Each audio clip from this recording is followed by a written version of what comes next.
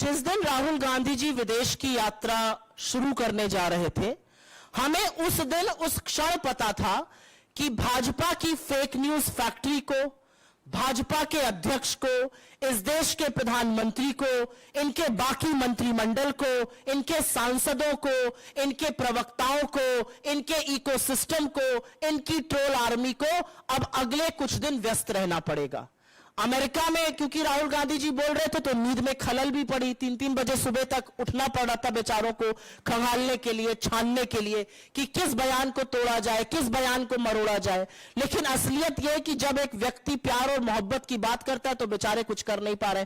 तो यह स्क्रिप्ट भी अब पुरानी हो चली है कि किसी के बयान का कोई हिस्सा उठा लीजिए। मैं तो रामायण से ही कोट कर देती हूं, दैहिक दैविक भौतिक तापा, राम राज नहीं कहूं व्यापा।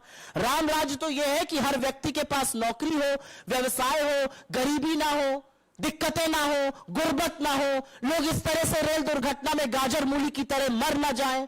यह है रामराज। क्या ऐसा रामराज स्थापित करने को तैयार है मोदी जी? 9 साल तो हो गए झुंझुना बजाते हुए, अब झोला उठाने का वक्त आ गया है। अब कभी सैम पित्रोदा तो कभी ये कभी वो, ये सारे ध्यान भटकाऊ मुद्दे हैं। असलियत यह है कि इस सरकार को जवाब देना है कि 300 मौतों का ओडिशा के रेल हादसे में जिम्मेदार कौन है और क्या नैतिकता है इस सरकार की। जिस दिन राहुल गांधी जी विदेश की यात्रा शुरू करने जा रहे थे, हमें उस दिन उस क्षण पता था कि भाजपा की फेक न्यूज फैक्ट्री को, भाजपा के अध्यक्ष को, इस देश के प्रधानमंत्री को, इनके बाकी मंत्रिमंडल को, इनके सांसदों को, इनके प्रवक्ताओं को, इनके इकोसिस्टम को, इनकी ट्रोल आर्मी को अब अगले कुछ दिन व्यस्त रहना पड़ेगा। अमेरिका में क्योंकि राहुल गांधी जी बोल रहे थे तो नींद में खलल भी पड़ी। 3-3 बजे सुबह तक उठना पड़ रहा था बेचारों को, खंगालने के लिए, छानने के लिए कि किस बयान को तोड़ा जाए, किस बयान को मरोड़ा जाए। लेकिन असलियत यह है कि जब एक व्यक्ति प्यार और मोहब्बत की बात करता है तो बेचारे कुछ कर नहीं पा रहे। तो यह स्क्रिप्ट भी अब पुरानी हो चली है कि किसी के बयान का कोई हिस्सा उठा लीजिए। मैं तो रामायण से ही कोट कर देती हूं, दैहिक दैविक भौतिक तापा, राम राज नहीं कहूं व्यापा।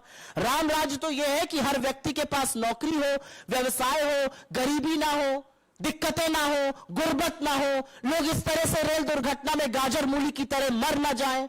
यह है रामराज। क्या ऐसा रामराज स्थापित करने को तैयार है मोदी जी? 9 साल तो हो गए झुंझुना बजाते हुए, अब झोला उठाने का वक्त आ गया है। अब कभी सैम पित्रोदा तो कभी ये कभी वो, ये सारे ध्यान भटकाऊ मुद्दे हैं। असलियत यह है कि इस सरकार को जवाब देना है कि 300 मौतों का ओडिशा के रेल हादसे में जिम्मेदार कौन है और क्या नैतिकता है इस सरकार की।